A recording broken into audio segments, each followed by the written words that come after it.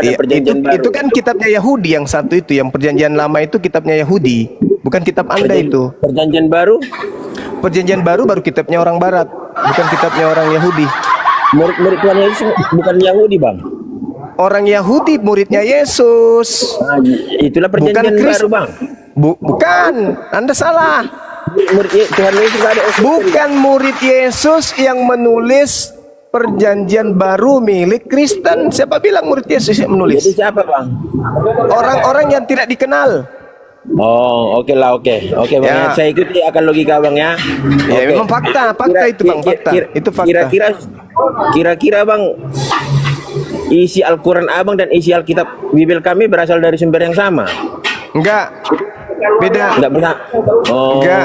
Kalau kitab Anda perjanjian lama berasal dari rabi-rabi Yahudi pada abad Oke. ketiga sebelum Masehi. Perjanjian baru dari wartawan-wartawan yang tidak dikenali oleh Yesus. Oke, intinya Bible kami bukan berasal dari Allah ya Bang ya. Tidak. Oke. Bukan firman Tuhan kitab Anda itu, bukan firman Allah. Iya, iyalah intinya Bible kami bukan berasal dari Allah ya Bang ya. Betul sekali. Oke, terima kasih Bang jawabannya. Ya. Abang percaya nggak di Bible kami ada nubuat untuk Nabi Muhammad? Di kitab saudara saya tidak percaya. Yang saya percaya kitabnya Nabi Musa dan Bible kitabnya kami, Nabi Isa Bang. alaihissalam. Bible kami Bang. Enggak, saya enggak percaya. Itu hanya tulisan-tulisan yang dituliskan kemudian oleh orang yang tidak dikenal. Kalaupun ada yang merujuk kepada Nabi Muhammad, itu hanya kebetulan aja. Berarti nggak abang percaya itu ya? Enggak, saya enggak percaya. Saya percaya kepada Al-Quran saya dan saya percaya kepada kitab para nabi, bukan kepada kitab Lukas, Markus, Matius, Paulus in the gang. Ya, Tapi kenapa ada pengikut Nabi Muhammad khususnya Muslim yang menjadikan Alkitab kami sebagai tempat untuk mengemis-ngemis nubuat untuk Nabi Muhammad, Bang? mengemis-ngemis. Iya. Nabi Muhammad sudah nabi, enggak butuh lagi nubuat. Ada Bang umat Islam yang menjadikan Alkitab kami yang sumbernya tidak sama dengan Al-Quranmu jadi tempat untuk mengemis nubuat untuk Nabi Muhammad, Bang. Mungkin karena catatan-catatan di Bible saudara itu tidak merujuk kepada selain Nabi Muhammad SAW. Mungkin. Contoh, Bang. Kenapa ada, Bang? Lukas, Kisah Para Rasul 3, nomor 22 sampai 23. Itu tak ada yang cocok kecuali nabiku, Nabi Muhammad SAW. Aku tanya kenapa ada umat Islam yang menjadikan Alkitab kami itu yang sumbernya tidak dari Allah SWT Abang jadi tempat untuk mengemis-ngemis nubuat untuk Nabi Muhammad Abang. Itu yang aku tanya. Kenapa ada? Sudah kujawab. Kebetulan ceritanya itu merujuk kepada Nabi Muhammad dan tidak merujuk kepada siapapun. Oh, begitu ya Bang ya. Contoh Kisah Para Rasul 3 yang kutunjukkan tadi. Ada nggak yang bisa duduk di situ selain Nabi Muhammad? Nggak ada. Cuman beliau yang bisa duduk di situ. Oh. Kalau isi Alkitab kami ini nggak berasal dari Allah SWT Abang, berarti Nabi Isa yang di Al-Quranmu nggak sama dengan yang Yesus Kristus yang di Alkitab Nggak kami, sama. Bang, ya? Nggak sama. Oke. Nabi Isa diselamatkan, yang menggantikan konon ceritanya bernama Yesus. Menurut kalian, Nabi Isa yang di Al-Quran Abang lahir di mana, Bang? dia lahirnya pasti di tengah-tengah kaumnya, Bani Israel. Di mana kota mana itu, Bang? Disebut kemudian di Israel, pastinya Palestina, Yerusalem. Di mana? Kotanya di mana? Ada nggak apanya Al-Quran tidak menceritakan karena Al-Quran bukan buku biografi, bukan hasil penyelidikan. Tidak seperti kitab saudara, wartawan melakukan penyelidikan. Gimana? Nggak bisa dibuktikan lah Bang ya. Maksudnya nggak bisa dibuktikan gimana? Secara arkeologis. Bisa. Nabi Isa diceritakan lahir di bawah pohon kurma. Di daerah mana itu, Bang? Nah, saya bacakan dalilnya ya. Itu makanya saya katakan itu, Bang. Kota mana? Papua Nugini. Daerah mana? Bacakan dulu dalilnya. Berarti fiksi lah Bang yang nggak bisa dibuktikan secara arkeologis, Yang Bang ya. fiksi itu yang mengatakan lahir di kandang binatang tapi kandangnya hari ini nggak ada. Ada itu Bang, jadi gereja itu sekarang Bang. Ada, kandangnya ada. Iya. Ada. Oh gampang kalau ngomong kayak gitu. Ada pohon kurmanya, sekarang udah jadi sekolah. Di mana Bang? Di kota mana Ya sama Bang? pertanyaan saya, mana? Ya pergilah bang ke Yerusalem. Ya sama, pertanyaan saya, jawaban saya juga sama. Kemana kami pergi bang untuk Ya, ke Yerusalem nih. Nih, ku kasih jawaban. Ku kasih jawaban. Oke. Hakim-Hakim 1:16. Keturunan Hobab. Sabar dulu. Kenapa cari jawabannya dari Alkitab kami? Sabar dulu. Sabar. Ini kitabnya orang Yahudi, bukan kitab Anda. Hei. Bukan kitab Anda ini kitabnya Yahudi, kitab Hakim-Hakim. Bukan kitabnya Kristen ini. Bang. Enggak ada itu di Bible kami. Hakim-Hakim 1 nomor 16. Keturunan Hobab ipar Musa orang Keni itu, diam dulu bang. Maju bersama-sama dengan Bani Yehuda dari kota pohon kurma ke padang gurun Yehuda di tanah Negeb. Sekarang tolong tunjukkan di kitab Hakim-Hakim, ya, Bani Yehuda menuju kepada kandang domba. Silakan. Malah yang disebut di sini adalah itu nggak ada tertulis di Bible kami bang, bukan di Bible kami itu Hakim-Hakim itu bang. Ada di sini di Hakim-Hakim kitabnya Yahudi ada. Ulangan Kenapa 34. Pembenaran dari situ, padahal sumbernya tidak sama dengan Al-Quran. Ini kita berbicara mengenai pohon kurma. Kitabnya Yahudi membenarkan. Kandang binatang ada enggak? Kandang domba ada enggak di kitabnya Yahudi? Saudara, di kitabnya Yahudi ada enggak kandang domba tempat lahirnya Yesus? Jadi perjanjian lama belum, nggak ada lah, orang belum lahir di situ. Nah, tapi di sini ada menjelaskan tentang di mana tempat Nabi Isa lahir itu disebut sebagai kota kurma, bukan disebut sebagai kota kambing. Daerah mana? Daerah mana? Ini sudah disebutkan. Apa yang bisa kita pakai? Dan berfirmanlah Tuhan kepadanya, inilah negeri yang kujanjikan dengan sumpah kepada Abraham, Ishak dan Yakub. Kepada keturunanmu lah kemudian kuberikan negeri itu. Aku mengizinkan engkau melihatnya dengan matamu sendiri, tetapi engkau tidak menyeberang ke sana. Ini adalah kota negeri yang dijanjikan kemudian Tuhan kepada keturunan Ibrahim, Aku nanya Ishak dan Nabi Yakub. Isa yang di Al-Quran lahir di mana? Kok jawabannya dari Bible? Enggak waras kau. Di Bible kan sudah kubilang samamu tadi. Al-Quran bukan buku biografi. Al-Quran mengatakan Nabi Isa lahir dekat pohon kurma. Iya, daerah mana? Kenapa kau tanya? Daerah mana? Baca Nehemia 8:16. Dan di bawah semua kota mereka. Dan di Yerusalem, dengar dulu. Sumbernya nggak sama dengan Al-Quran. Dengarkan dulu, saudara. Anda bertanya, Anda harus mendengar. Kenapa mencari jawabannya dari Alkitab kami? Kan sumbernya nggak sama dengan Allah dari Al-Quran. Nanti juga saya akan minta di kitabmu Yesus lahir di kandang binatang itu di mana, Kucluk? Di Bethlehem. Bethlehem. Mana di Bethlehem di kitabnya orang Yahudi disebut sebagai kota kandang kambing? Mana? Kandang domba, tolol. Mana disebut di dalam kitabnya orang Yahudi? Tontonkan ketololanmu di hadapan. Mana tunjukkan kepada saya kalau Bethlehem disebut sebagai kota kandang domba, mana? Gila bang ya, salam beda Tuhan pencipta langit dan bumi lah bang ya. Ya memang Tuhanmu diciptakan kok. Bang Rega, Tuhanmu diciptakan kok mau sama-samakan dengan Tuhan kami, mana bisa? Sorry Bang Rega, jangan main gitulah, jangan main tolol-tolol begitu, nggak usah. Jadi nah, ini kubacakan nih teman-teman yang lain untuk belajar.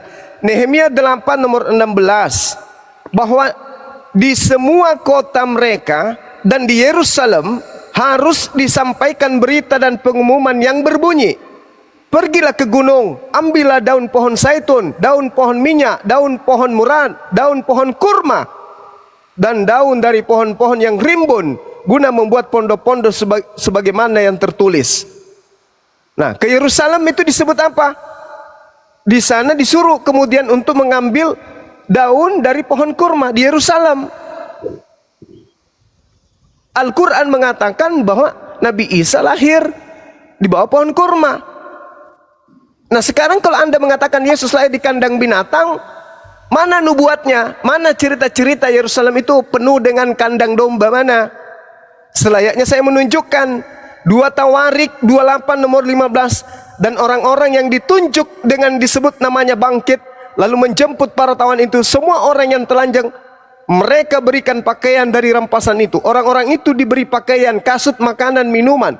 mereka diurapi dengan minyak, dan semua yang terlalu payah untuk berjalan diangkut dengan keledai dan dibawa ke Yeriko, ke kota pohon kurma. Ya, oke, Bang Juma, terima kasih. Saya bener respect banget sama Bang Juma nih ya. Saya udah cukup lama mengikuti gitu ngelihat Bang Iya, Juma. makasih Bang. Maafkan kalau saya agak ngegas Iya, kalau iya. orang yang susah mendengar. Silakan. Iya, makanya nih teman-teman Kristen nih, aduh kalau debat tuh jangan kata-kata yang begitu. Kita lebih mengedepankan argumen, sopan ini kayak wah. Jadi gini Bang Juma, saya tuh Siap. salut bener. Kalau di umat kami tuh udah setingkat apa ya Bang Juma nih, kayak di atas pendeta kali ya. Penasehat pendeta kayaknya. Masya Allah. Soalnya iya di Bible itu wow. Ini Bang Juma, saya boleh nanya ke Al-Quran Bang Juma ya? Silakan. Kayak yang di Ali Imran ayat 59 yang sering didiskusikan itu Bang Juma ya. Yang Iya.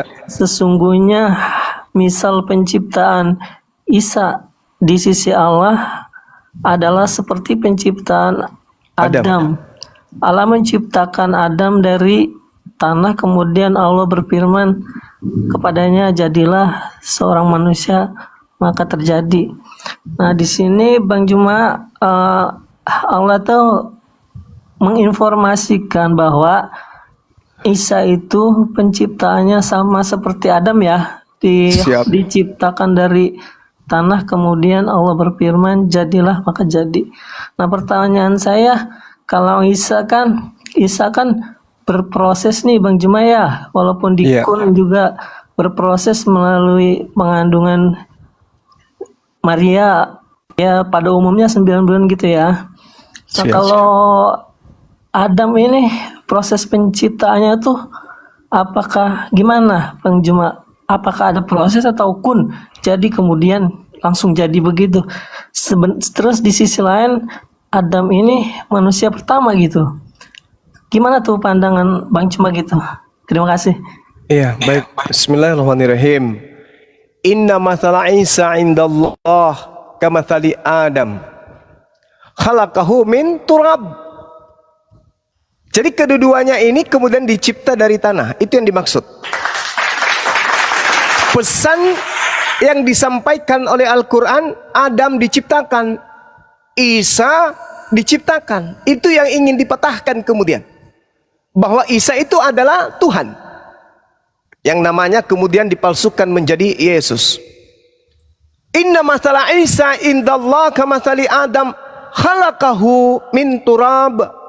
Summa qala lahu kun fayakun. Sesungguhnya perumpamaan Isa bagi Allah seperti Adam. Allah menciptakannya dari tanah. Kemudian Allah berkata kepadanya, jadilah. Maka jadilah sesuatu itu. Jadi Adam ketika Allah menciptakan, Adam kemudian melalui proses pengumpulan, kemudian tanah, diambil tanah dari bumi, lalu kemudian dikatakan kun, jadi manusia. Jadi dicipta dari tanah. Isa pun dicipta dari tanah, dari saripati makanan yang dimakan oleh ibunya. Kemudian Isa alaihissalam menjadi manusia yang dicipta. Lahir dia sebagai ciptaan, besar dia sebagai ciptaan, manusia dia sebagai ciptaan. Ini yang dimaksud. Untuk mematahkan kemudian argumentasi orang-orang zalim yang mengatakan Tuhan nuzul menjadi manusia, padahal manusia ini adalah ciptaan.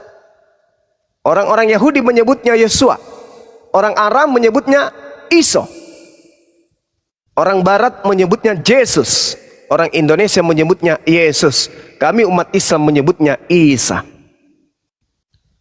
Ya, jadi ciptaan, beliau diciptakan. Coba Anda lihat di dalam Yohanes 1 nomor 3. Segala sesuatu dicipta oleh dia. Dia siapa? Firman. Firman ini apa? Kalam. Kalam ini apa? Sifat. Sifat apa? Sifat berkata-kata yang melekat pada diri Allah. Kun. Innama amruhu idza arada syai'an ayyakula lahu kun fayakun. Mazmur 33 nomor 9. Tuhan memberi perintah, semuanya jadi. Baca Mazmur 33 nomor 9. Tuhan hanya memberi instruksi, semuanya tercipta. Itulah yang disebutkan dalam Al-Quran surah Yasin. Oh, berarti kalau Nabi Adam tuh tidak melalui proses Bang Juma, apa dibuat dari tanah kayak seperti bikin orang-orangan, terus kemudian dikatakan kun, jadi begitu Bang Juma ya, tidak Iya. seperti Isa. Sama Kalau- seperti Isa. Isa di dalam rahim. kalau Kalau Isa kan Adam itu tidak di dalam rahim, tapi Nah, memiliki itu, Mas. proses. Nah iya maksud saya itu Bang Juma yang saya pertanyakan itu apakah seperti Isa, kan di sini perumpamaan Isa itu seperti Adam. Dia Artinya, diciptakan dari tanah. kalau Isa kan dia berproses tuh melalui Bunda Maria mengandung pada umumnya 9 bulan. Nah kemudian kalau Adam ini apakah berproses ataukah langsung dibentuk dari tanah begitu atau gimana tuh Bang Juma? Ya, prosesnya itu bahannya diambil dari bumi, tanah. Jadi dua-duanya tercipta dari tanah. Allah menciptakan Adam alaihissalam dari tanah, Nabi Isa diciptakan pun dari tanah. Pasti ada proses, karena namanya ciptaan. Proses berfirman, dan proses berkehendak, dan proses terciptanya sesuatu yang tadinya tidak ada menjadi ada. Makanya Allah mengatakan itu dalam Al-Quran, Aku hendak menciptakan pemimpin di bumi. Wa iskala rabbuka lil malaikati inni ja'ilun fil ardi khalifah. Kejadian 1 nomor 26.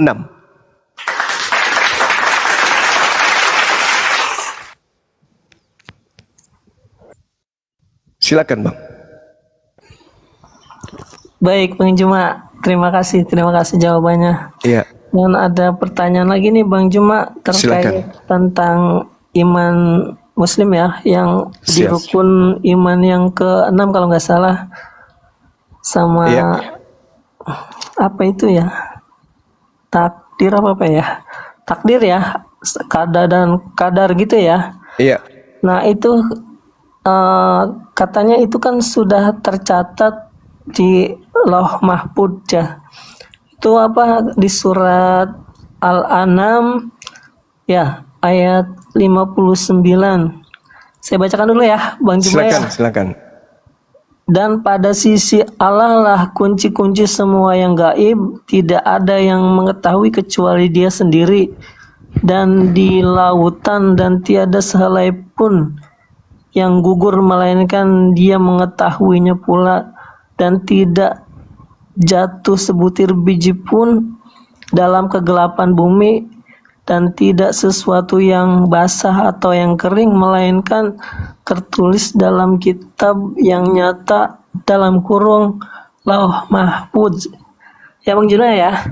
Iya, betul. Oke, pertanyaan saya, berarti manusia ini sudah dirancang sedemikian rupa, seibaratkan gini Bang Juma ya, seperti apa, kayak berbuat film gitu, sutradara gitu Bang Juma ya, sudah dirancang sedahulunya, kita nanti bagaimana,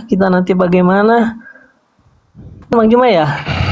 Iya. Apa kita dikasih free will, kehendak bebas, atau kita gimana gitu Bang Juma? Kalau kita memang sudah dirancang akan seperti ini, terus kita nggak punya free will dong Bang Juma ya? Gimana tuh Bang Juma? Oke, baik. Terima kasih. Jadi gini Bung, jangan Tuhan yang diimani oleh umat Islam secara garis umum aja dulu. Menurut saudara, Tuhan yang menciptakan alam semesta nih, Tuhan ya skala umum, Tuhan yang menciptakan alam semesta ini, apakah sudah tahu ending dari kehidupan orang per orang dalam kehidupan manusia ciptaannya? Menurut saudara, apakah Tuhan sudah mengetahui si A, si B, si C ending hidupnya seperti ini? Menurut saudara? Jawabannya sudah tahu atau belum tahu?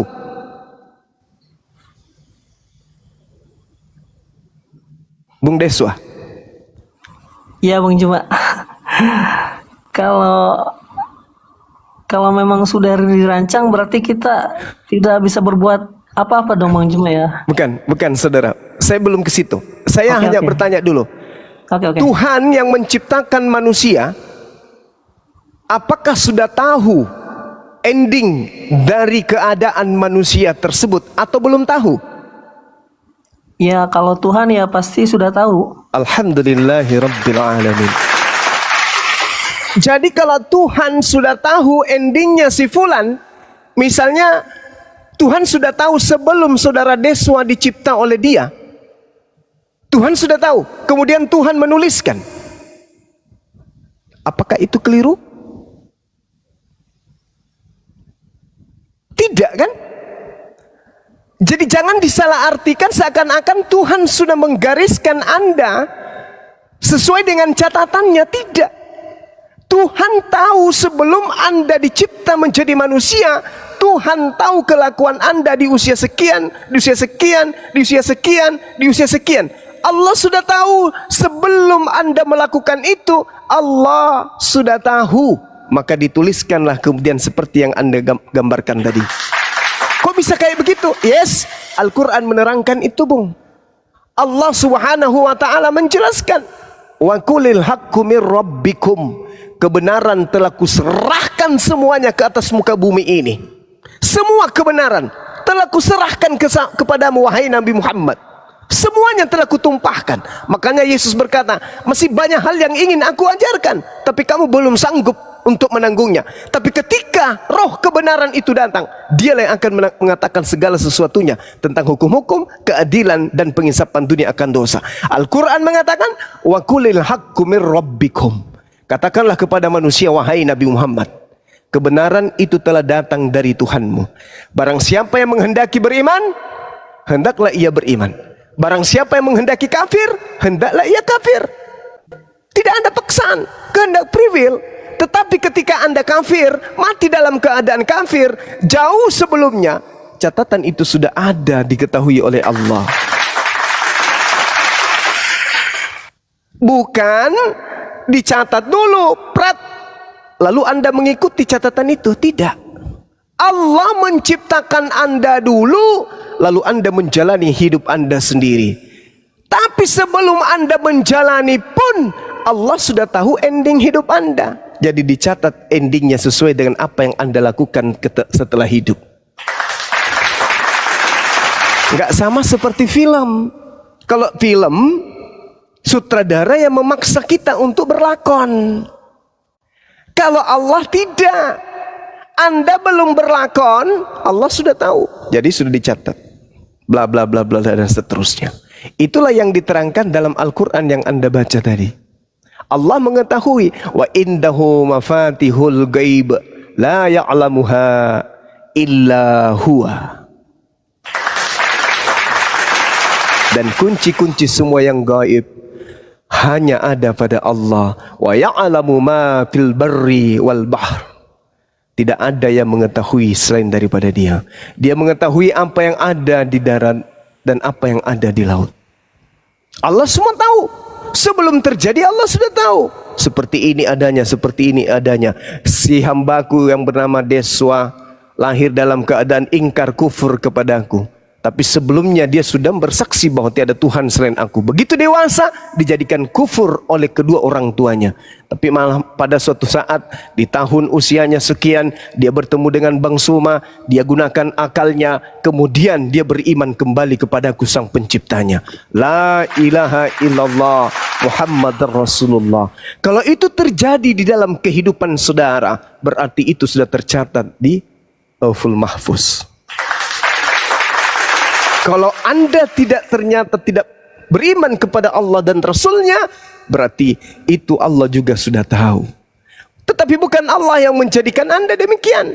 Anda sendiri, karena kebenaran sudah datang. Wa qulil haqqu mir rabbikum. Kebenaran itu sudah diberikan semuanya, datang dari Tuhanmu. Barang siapa yang mau beriman silakan, barang siapa yang mau kufur silakan. Beruntunglah orang-orang kafir, beruntunglah orang-orang ingkar, beruntunglah orang-orang Kristen yang kemudian bertemu dengan para apologet Islam. Kenapa? Karena mereka mendapatkan ilmu pengetahuan yang ikhlas, tanpa perpuluhan. Mereka mengkaji Bible, menelaah Bible, mentadaburi kemudian Al-Quran, dan menjelaskan dua sisi tersebut. Kurang apa lagi? Kalau orang yang tinggal di hutan, hidup di zaman jahiliyah, tidak ada internet, jauh dari kehidupan era digital, mereka tidak mengetahui kebenaran, wajar. Tapi kalau sekarang orang mau menikmati perdebatan, diskusi lintas agama, ada TikTok, ada YouTube, kebenaran apa lagi yang ingin disembunyikan di akhir zaman ini? Dari Bible ada yang tahu, dari Al-Quran ada yang ngerti, kita tinggal mendengarkan. Dan pola yang kita pakai takaran filter adalah akal. Karena kita ditunjuk oleh Allah sebagai pemimpin, maka jangan mimpi jadi pemimpin kepada orang lain. Kalau iman kita aja, kita tidak bisa pimpin. Pemimpin yang baik harus berdasarkan dengan panduan. Panduan apa? Panduan SOP perusahaan. Manusia yang baik harus berdasarkan dengan SOP pencipta langit dan bumi. Di mana SOP itu? Di kitab suci. Kitab suci yang mana? Kitab suci yang tidak bertentangan dan tidak bercampur aduk dengan perkataan-perkataan manusia. Kitab suci yang tetap murni dari sejak dia diwahyukan sampai hari ini dan seterusnya. Saya kira begitu, Bung. Jadi takdir itu kayak gitu polanya di dalam ajaran agama kami. Silakan. Oh baik, terima kasih Bang Juma. Saya baru tahu kalau yang seperti Bang Juma jelaskan itu.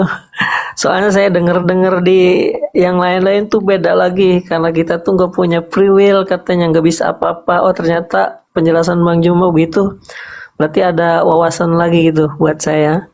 Dan satu lagi Bang Juma, boleh ya bertanya ya? Silakan, silakan. Dari Al-Quran juga Bang Juma, Al-Baqarah 256, la ikah, tidak ada paksaan ya dalam beragama di ini ya, di Islam ya. Siap. Tapi mohon maaf, ini ada di negara tertentu gitu yang selain non muslim tuh tidak boleh begitu Bang Juma. Jadi ya seolah-olah hanya khusus untuk muslim. Jadi gini, iya. Baik. Islam itu memiliki aturan kaidah. Kalau di tempat suci, kota haram, itu memang tidak boleh orang yang masuk di sana orang yang najis. Ya. Dan itu sudah dijelaskan kemudian di kitab-kitab terdahulu. Jangankan di daerah tertentu, jangankan di kota Kudus, di kota suci, atau kota haram, orang-orang yang najis masuk ke dalamnya. Tempat-tempat suci aja ada orang-orang yang tidak boleh masuk, seperti di masjid, ya, orang haid nggak boleh masuk ke dalam, kecuali kemudian orang ini sakit dan seterusnya. Lalu kemudian orang-orang yang sedang junub gak boleh masuk ke dalamnya.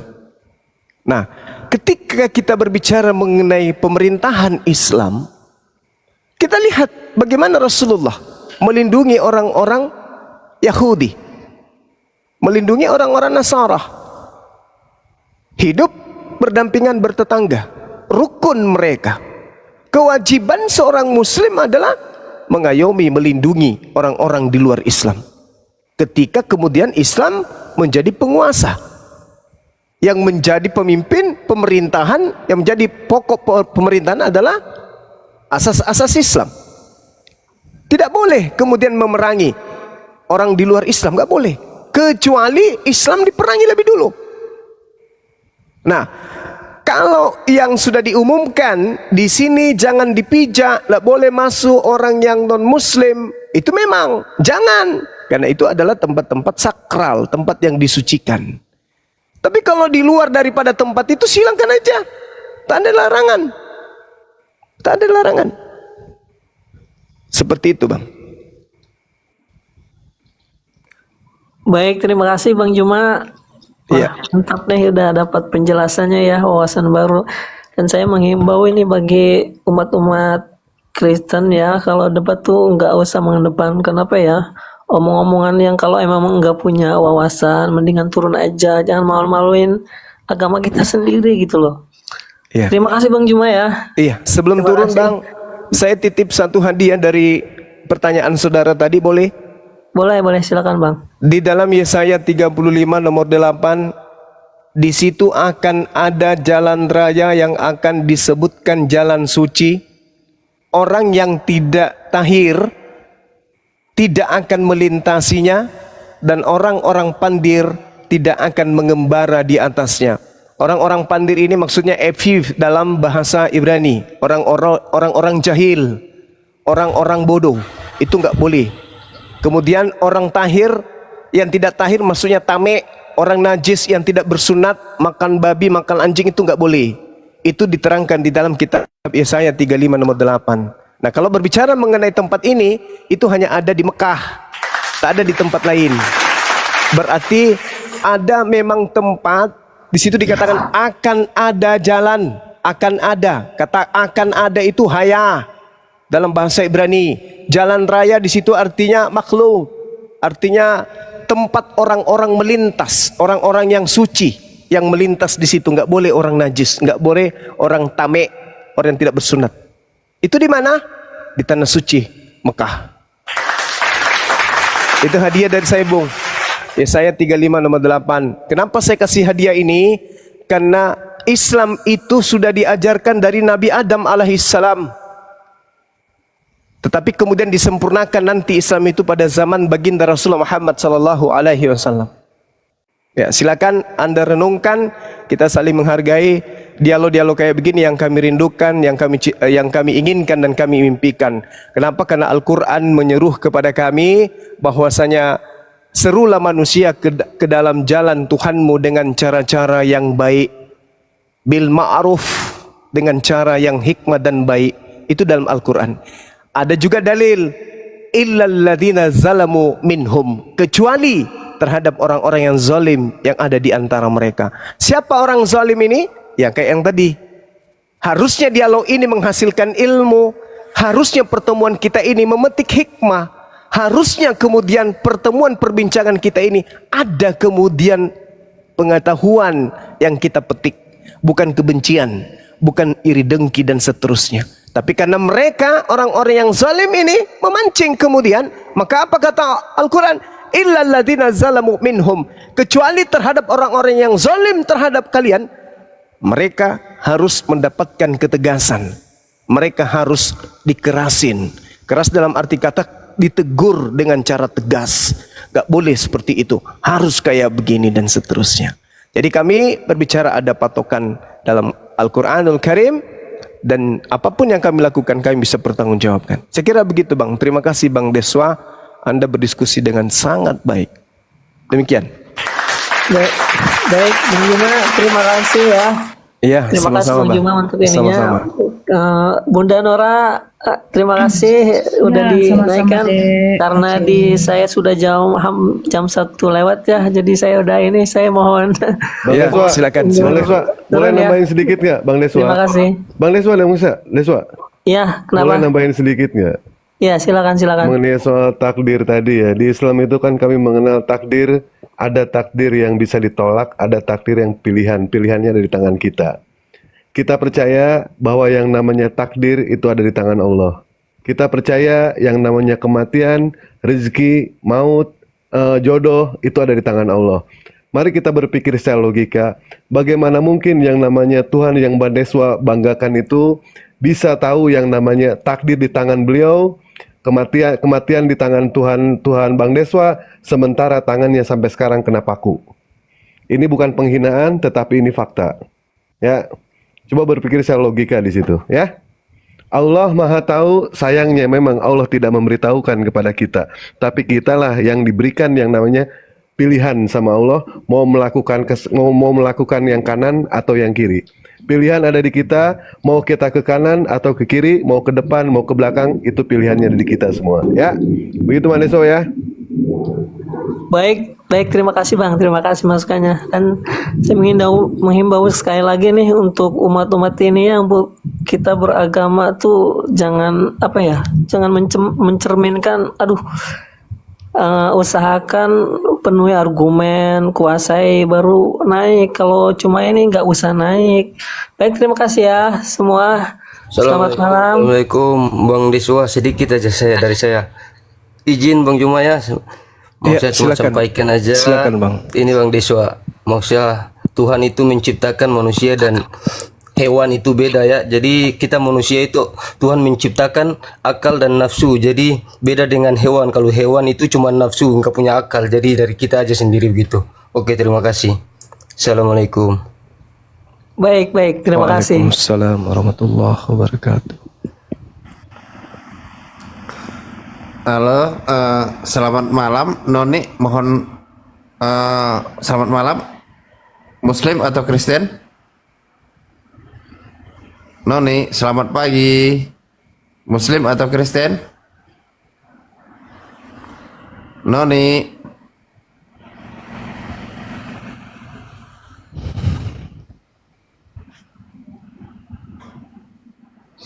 Lanjut Bang Juma, lagi saya cari ini yang minta naik ini kebanyakan Muslim tuh yang minta naik itu. Saya lagi cari. Iya, silakan Bang, silakan.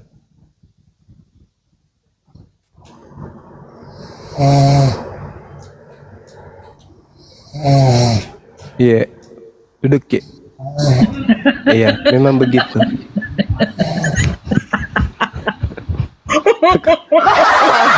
Apa itu vokal grup? Tidur pun naik kan. Ya Lagi vokal grup itu.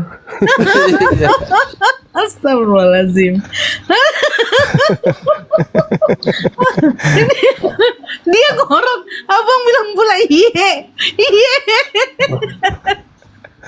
Ngoroknya nyambung ya bang. Astagfirullah. Dia kirim permintaan dari tadi ketiduran bang. Astagfirullah ya Allah. Ini yang naik nih. Aduh, siapa ini? Bentar ya. Ini naik satu. Ye, ye. Selamat malam, Fakpah. Oh, nih Pakpahan. Selamat malam itu. Halo. Halo.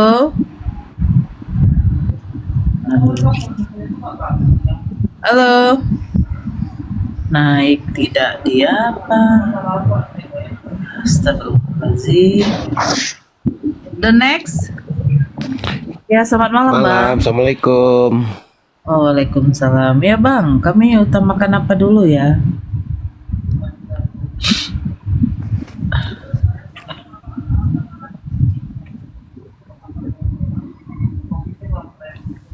Assalamualaikum Ustadz Al-Hidayah.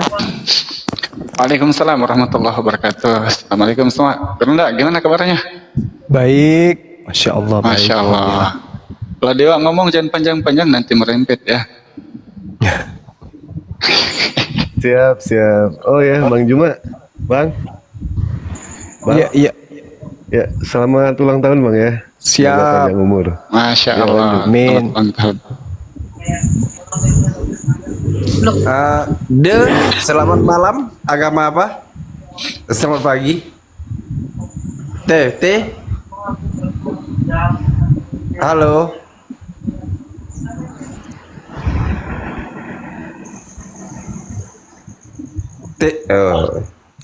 Apa nih? BQ apa namanya tuh?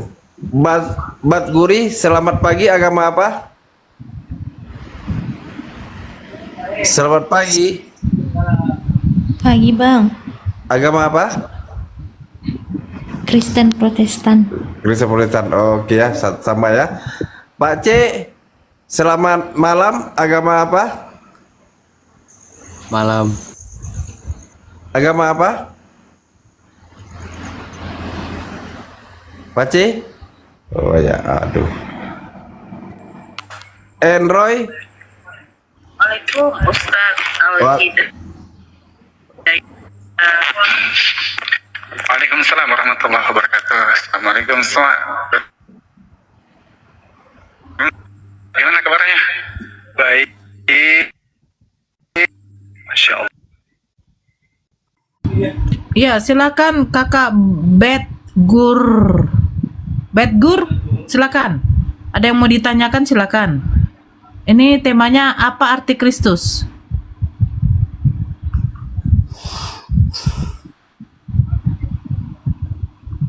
Halo Kakak. Allahu Akbar. Ada typing tulis apa namanya? Dosma langsung lari dia.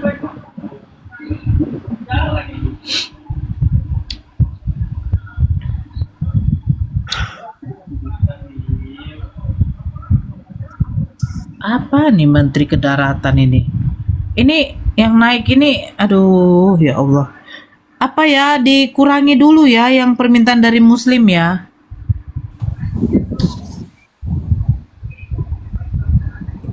Bang Zuma ulang tahun ya Bang? Biasa. Ulang tahun. Mahabharata memang gitu dia. Selamat malam. Ini Agama apa? sebulan sekali ulang tahunnya. Untuk bulan, ya enggak? Serius? Iya. Iya Bang. Bulan-bulan kalau itu. Aduh. Arnold, selamat pagi. Ya enggak tahu nyalakan. Arnold. Buka lah mute-nya. Aduh, ya Allah. Assalamualaikum warahmatullahi wabarakatuh. Waalaikumsalam. Oh, Muslim. Ada yang mau disampaikan? Udah. Ya itu udah dah. Enggak, tunggu dulu sebentar. Ini Bang siapa ya? Ya dari tadi udah saya rasa ada 5 kali naik. Bang Roni Pakaya, bukannya nggak mau saya naikkan, tapi tadi Anda apa? Noise, doubling. Diperbaiki dulu jaringannya Bang. Orok pun tadi. Hah? Bukan Orok dia dia, Bang. Anggap saja. Oh. Iya.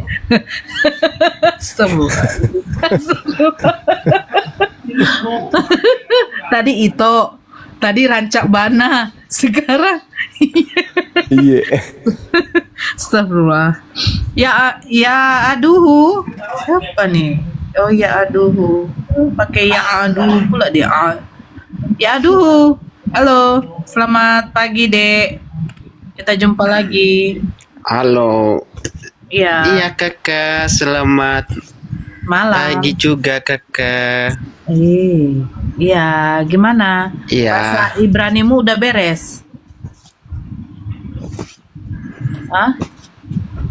Emang yang nggak beres ya gimana? Yang mana? Bagian mana yang kurang beres? Bang Zuma, dia katanya kemarin mau ajarin Bang Kriosmoto bahasa Ibrani.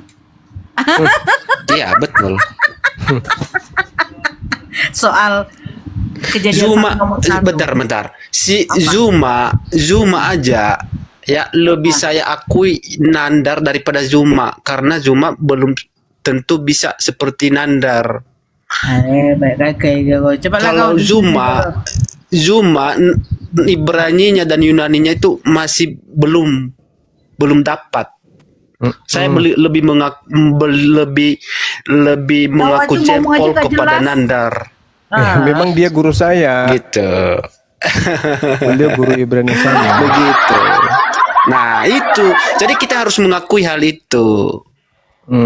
Terus Jadi artinya ya dalam berapologet itu saya lebih dalam kualitasnya itu Nandar daripada Bang Zuma. Gitu. Iya, saya juga mengakui itu. Terus? Nah itu. Nah jadi begini, saya tidak mau. Sabar ya Bang, saya sapa dulu ini. Ya selamat pagi Bang Zaulailai, Bang Zeki Kalaulau. Bang Zeki Kalaulau. Turunkan aja kak, kena pencet kak. Tuh, Oh iya. Oke. Tunggu dulu Boleh saya sebentar tanya ya, nggak dulu. tentang Sebentar dulu Dek. Zeki, halo, selamat pagi. Jeki, halo, Jeki,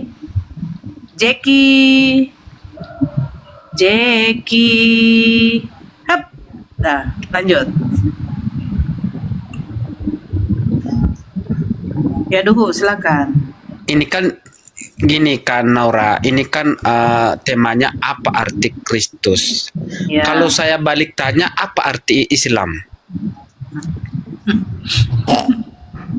Silakan. Islam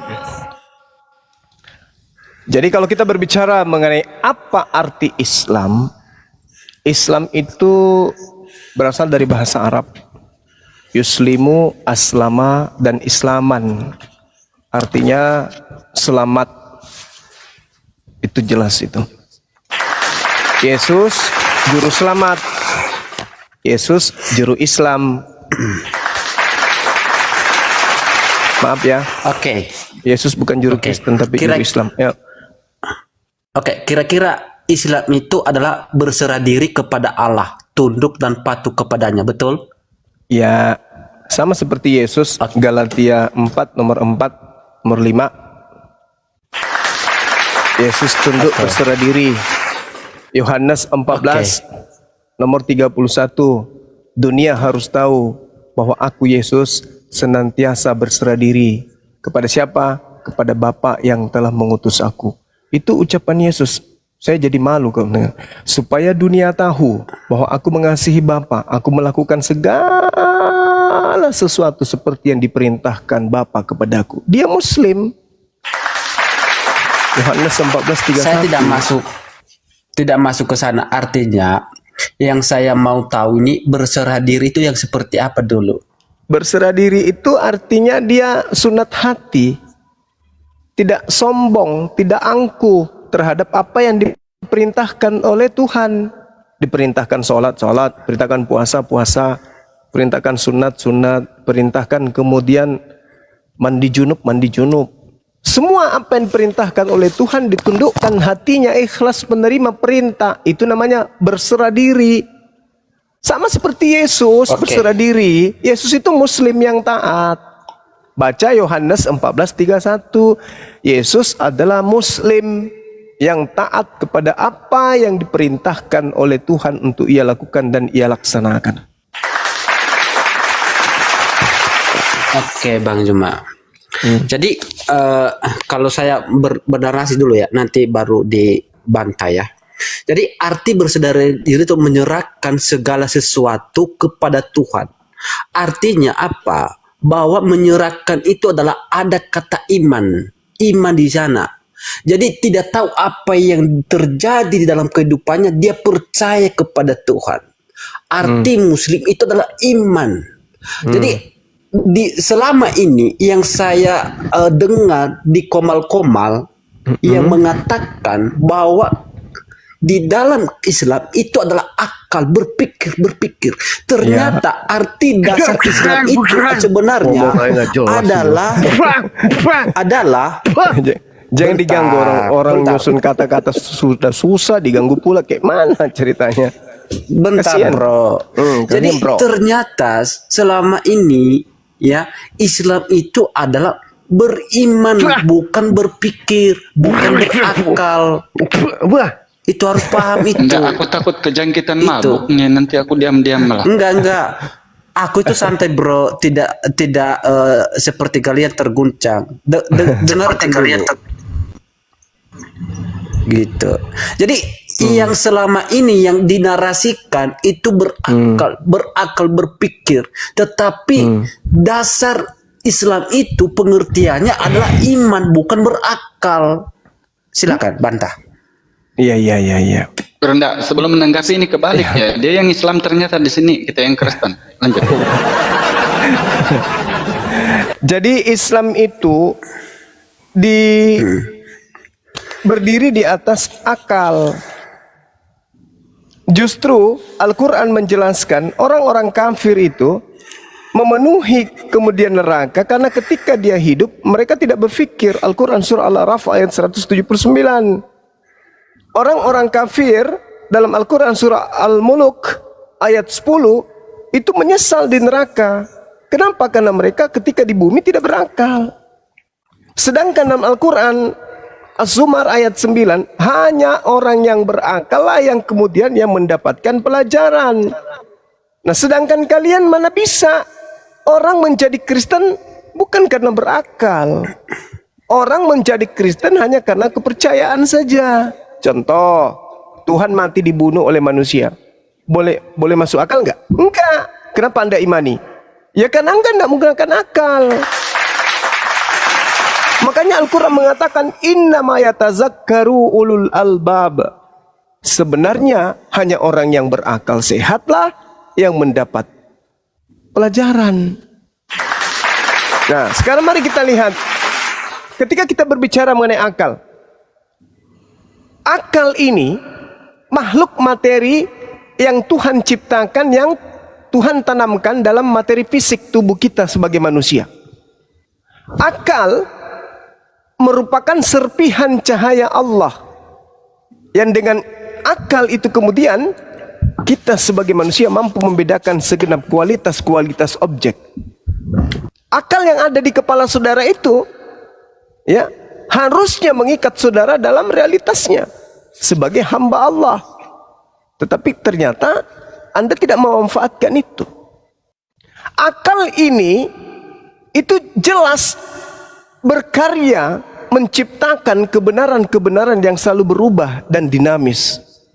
Akal menjadi sarana membangun peradaban manusia. Akal menciptakan proses-proses tatanan struktur budaya manusia berupa nilai, berupa norma, aturan-aturan, hukum-hukum, ketetapan, dan seterusnya dan seterusnya. Nah, itu demi kemaslahatan, maka akal mengantar kita membuat sebuah instrumen aturan, baik itu sosial, norma, nilai, dan seterusnya. Tapi sayangnya di agama Anda itu, ketika berbicara mengenai keselamatan, tak boleh menggunakan akal. Akal manusia tidak akan pernah bisa menghantarkan manusia menjadi seorang Kristiani. Nggak bisa. Yang bisa mengantarkan manusia menjadi Kristiani itu hanya doktrin, dogma. Percaya saja, jangan gunakan akal. Jadi terbalik. Kepercayaan yang ada di Kristen itu adalah kepercayaan yang dibangun tanpa akal. Tapi kepercayaan yang dibangun hanya karena dogma, doktrin. Tuhan Maha Pencipta, Tuhan Maha Hidup. Artinya tidak akan pernah tersentuh oleh kematian. Yang kamu sembah mati, dibunuh oleh manusia. Masuk akal? Tidak masuk akal. Anda imani? Ya, karena iman Anda memang harus bertolak belakang dengan akal. Berbeda dengan kami umat Islam. Iman kami harus seia sekata dengan akal. Itu bedanya. Jadi Kristen adalah keyakinan yang dianut tidak menggunakan akal, sedangkan Islam adalah kepercayaan yang wajib menggunakan akal. Itu pembedanya. Silakan. Oke. Kita harus tahu dulu ya, dasar akal itu apa? Ya. Yang menjadi dasar akal itu didasari apa? Apakah itu didasari indra mata, kelima indra mata lah istilahnya. Kalau seandainya akal tidak didasari dari indra di dalam bagian tubuh manusia, maka itu disebut apa? Disebut berilusi, ya, berilusi. Karena kenapa? Karena ketika dia berilusi, itu adalah sesuatu yang tidak betul-betul terjadi, ya. Jadi kita harus tahu dulu akal itu betul-betul dilihat secara indera dan dirasakan dan betul-betul terjadi. Nah, kalau kita merujuk kepada pengertian Islam itu sebenarnya, ya, itu adalah berserah diri, yang dimana pewahyuan itu diterima di Gua Hira, ya, di Gua Hira, di mana di situ dia menerima wahyu yang dimana yang sudah terjadi dan tidak terjadi pada saat itu dan diceritakan kembali. Nah, artinya bahwa ini Islam apa itu, sih ini Bang? Bingung Bang. Bentar. Anda kalau udah kena, tolong jangan ubah haluan. Coba kalau misalkan akal ke akal. Enggak. Masa ke akal ke Gua Hira, gimana ini bicara akal? Bentar. Gimana sih ini? Bentar. Jangan berubah haluan kalau udah kena. Ini botolnya permanen ini jantung. orang Bang. Enggak, Botolnya saya permanen. tuh lagi berusaha nusuk jantungmu loh. Tenang, dengarkan saja. Ya, dengarkan saja. Ya. Jadi ketika wahyu itu diterima, ya yang dimana sudah terjadi di masa lampau dan diceritakan kembali, itu yang disebut kalian mengimani. Itu makanya disebut Islam itu adalah berserah diri. Nah, jikalau kalian berakal itu didasari dengan indera, mata, kulit, hidung, lidah, itu dirasakan. Tanpa itu tidak disebut akal, itu disebut halusinasi. Begitu, silakan. Oke, baik. Pasang kuping ya, pakai akal ya. A'udzubillahi minasyaitonirrajim. Bismillahirrahmanirrahim. Inna fi khalqis samawati wal ard wa ikhtilafil laili wan nahar la ayatin li ulil albab. Sesungguhnya dalam penciptaan langit dan bumi dan pergantian malam dan siang itu sudah terdapat tanda-tanda kebesaran Allah bagi orang yang berfikir. Alladzina yazkuruna Allah qiyaman wa qu'udan wa ala junubihim wa yatafakkaruna fil khalqis samawati wal ard. Rabbana ma halaqta hadza batila subhanaka faqina azabannar. Yaitu orang-orang yang mengingat Allah sambil berdiri, sambil duduk, dalam keadaan berbaring, dan mereka memikirkan tentang penciptaan langit dan bumi seraya berkata, ya Tuhan kami, Rabbana ma halaqta hadza batila, tidaklah engkau menciptakan semua ini dengan sia-sia. Maha suci engkau, lindungilah kami dari azab neraka.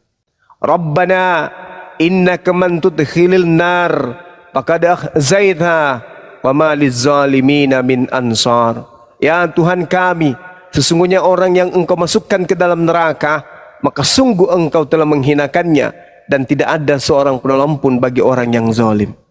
Jadi Al-Quran menerangkan, inna fi khalqis samawati wal ardi wa ikhtilafil lail wan nahar la ayatil liulil albab. Bagi orang yang berakal, terjadinya siang dan malam, mereka sudah melihat pencipta langit dan bumi itu ada.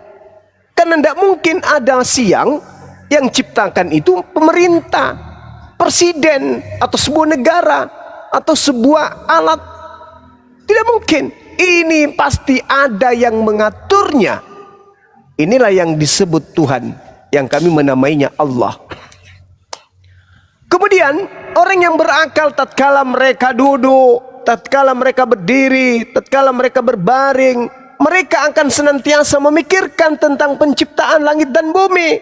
Mereka akan berkata dalam benak mereka, dalam akalnya, Tuhan, tidaklah engkau menciptakan semua ini dengan sia-sia.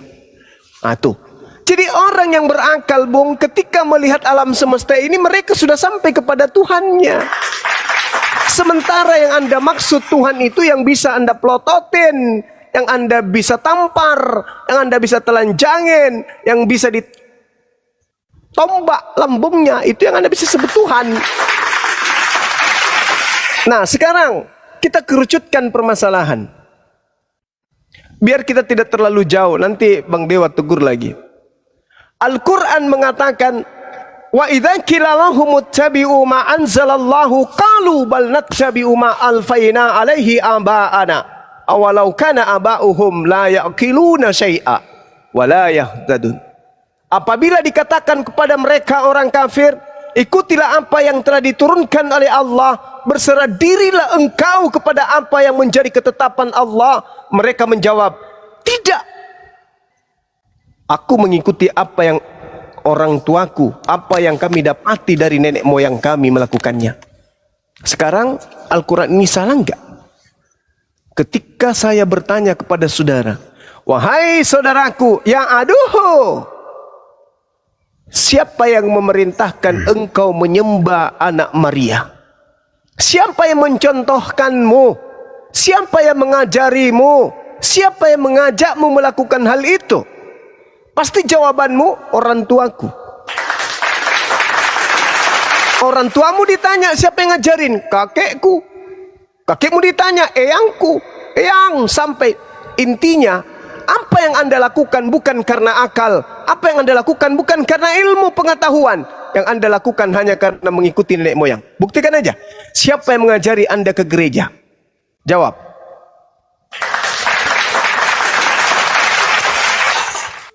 Oke.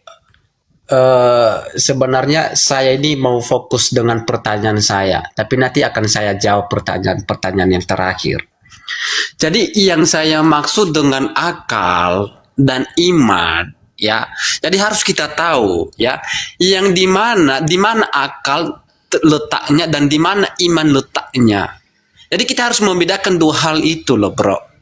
Jadi ketika wahyu itu diterima, jadi saudara itu dipaksakan untuk percaya kepada wahyu itu, yang dimana yang sudah diberikan kepada Nabi Muhammad itu dimana diceritakan pada masa lampau yang sudah terjadi, dan harus Anda percaya walaupun Muhammad tidak menyaksikan secara mata yang terjadi. Itu yang disebut iman. Sedangkan akal itu yang dimana dia menyaksikan, melihat kejadian itu yang disebut akal yang rasional. Jadi Bang, itu seharusnya Bang Zuma membedakan hal itu. Jadi kalau saya mengatakan bahwa siapa yang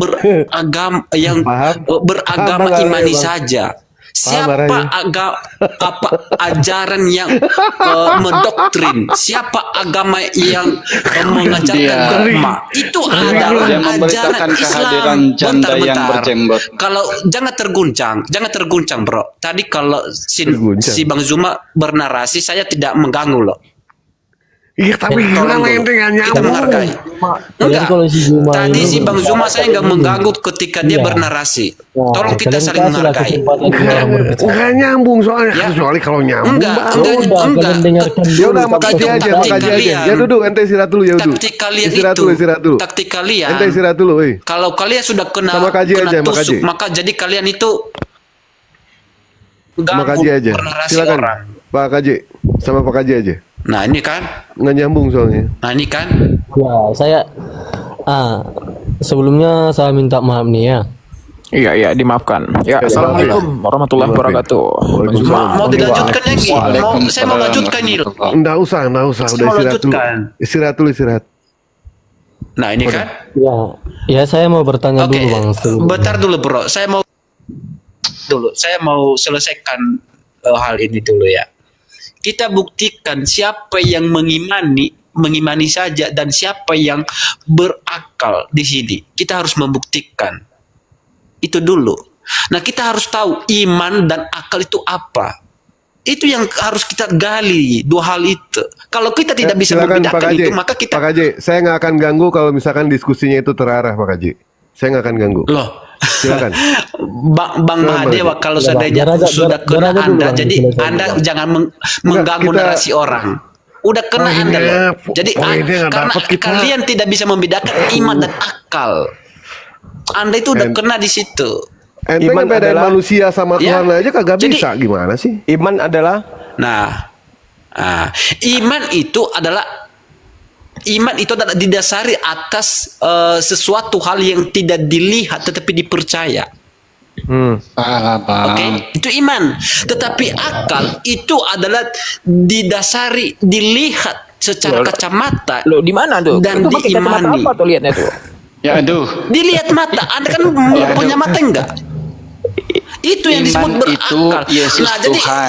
yang itu Yesus agama manusia, yang mendoktrin itu adalah Islam sebenarnya. Karena seutuhnya kaidah-kaidah Al-Quran itu diterima secara wahyu yang tidak pada saat itu terjadi. Bentar, jangan di-mute.